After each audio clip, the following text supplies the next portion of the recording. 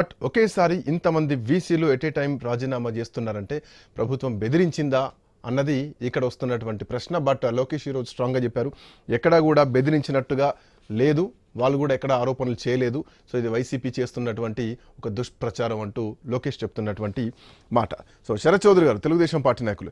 శరత్ చౌదరి గారు, సో యూనివర్సిటీలో వైస్ ఛాన్సలర్లను బెదిరించి రాజీనామా చేయించారు, మా దగ్గర సాక్ష్యాలు కూడా ఉన్నాయని చెప్పేసి వైసీపీ మాట్లాడుతోంది.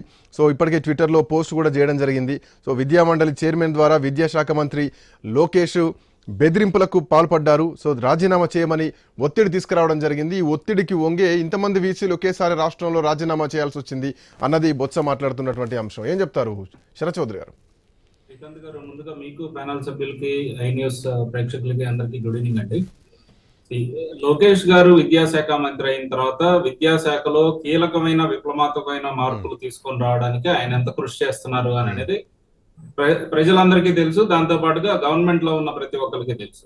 ఇక్కడ ప్రతిదానికి లోకేష్ గారు ఏదో చేశారు, లోకేష్ గారు బెదిరించారు అంటే లోకేష్ గారు ఏమన్నా వాళ్ళ 17 మందికి ఫోన్ ఏమన్నా చేసి బెదిరించారండి? లేదు కదా. అంటే ఒక మంత్రి ఫోన్ చేసి బెదిరించాల్సిన అవసరం ఉండదు, ఒక ఆదేశం ఇచ్చినా సరిపోతుంది, ఆటోమేటిక్ గా ఇంప్లిమెంట్ అయిపోతుంది. వైఎస్ఆర్సీపీ హయాంలో వాళ్ళ సొంత మనుషులకి వాళ్ళ వైఎస్ఆర్సీపీ హయాంలో వాళ్ళ సొంత మనుషులకి కనీసం క్వాలిఫికేషన్ లేని వాళ్ళకు కూడా వీసీలుగా లేదు కొన్ని పదవుల్లో నియమించారు.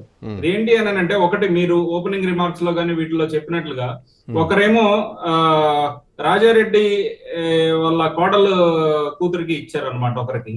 ఇంకొకరు వచ్చేసరికి వైఎస్ఆర్సీపీ కార్యకర్త అయిన ప్రసాద్ రెడ్డి అనే అతనికి ఆయనేమో పోయి జగన్మోహన్ రెడ్డికి బర్త్డే సెలబ్రేషన్స్ చేస్తారు. ఇంకొక వైస్ ఛాన్సలర్ వచ్చేసరికి ఏమో ఎమ్మెల్సీ ఎన్నికల్లో ఓట్లు ఎవరికి వేయాలి అని అనేది విద్యార్థుల ద్వారా చెప్పిస్తూ ఉంటాడు.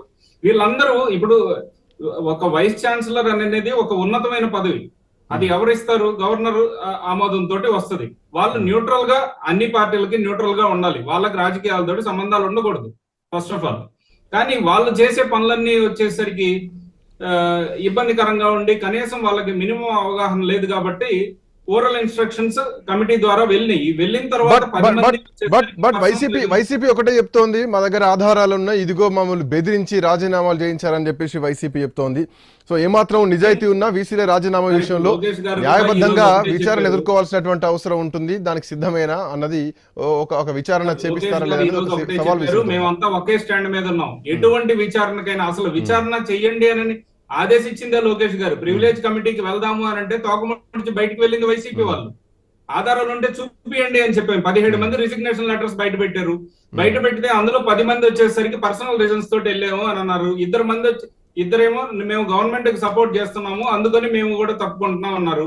5గురు మాత్రం మాకు ఓరల్ ఇన్స్ట్రక్షన్స్ వచ్చినాయి కాబట్టి మేము రిజైన్ చేస్తున్నాం అని అన్నారు. సో ఈ ఓరల్ ఇన్స్ట్రక్షన్స్ ని వాళ్ళు బెదిరింపుల్లాగా తీసుకుంటున్నారా? ఓరల్ ఇన్స్ట్రక్షన్స్ ని వాళ్ళు తప్పుగా అర్థం చేసుకుంటే ఎట్లా సార్? వాళ్ళ చేతకంతనాన్ని, వాళ్ళకి ఉన్న అనర్హత ఏదైతే ఉందో ఆ స్థాయిలో వైస్ ఛాన్సలర్ గా కూర్చునే అర్హత లేని వాళ్ళు అక్కడ కూర్చొని రికమెండేషన్స్ ద్వారా అలాంటి వాళ్ళకి ఓరల్ ఇన్స్ట్రక్షన్స్ వచ్చినప్పుడు వాళ్ళు రాజీనామా చేస్తే దానికి తెలుగుదేశం పార్టీనో లేదు అని అంటే కూటమి ప్రభుత్వం లేదు అంటే లోకేష్ గారు ఎలా బాధ్యత వహిస్తారండి? రైట్, ఒక్క నిమిషం. వైస్ ఛాన్సలర్ ప్లేస్ లో కొత్త వాళ్ళు వచ్చిన వాళ్ళు కూడా మేము ఎంత అంకిత భావంతో ఉన్నాము అని అంటే, ఒక ఐఐటి ఐఐఎం నుంచి ఒక స్టాండర్డ్ ప్రొఫెసర్స్ తీసుకొచ్చాం. ఇంకా క్లియర్ గా చెప్పాలంటే రాబోయే 2-3 సంవత్సరాల్లో ఇంటర్నేషనల్ స్టాండర్డ్స్ ఉన్న లెక్చరర్స్ కూడా రాబోతున్నారు వైస్ ఛాన్సలర్స్ గా. అదర్ కంట్రీస్ నుంచి కూడా ఆంధ్రప్రదేశ్ విశ్వవిద్యాలయాలకు వచ్చి వైస్ ఛాన్సలర్ గా ఉండేవాళ్ళు. శరత్ గారు, 1 second, I will come back to you. P N Murthy గారు, రాజకీయ విశ్లేషకులు మనతో పాటు జాయిన్ అయ్యారు. మూర్తి గారు, good evening. Good evening. So కొంతమందికి ఓరల్ ఇన్స్ట్రక్షన్స్ పోతే రాజీనామా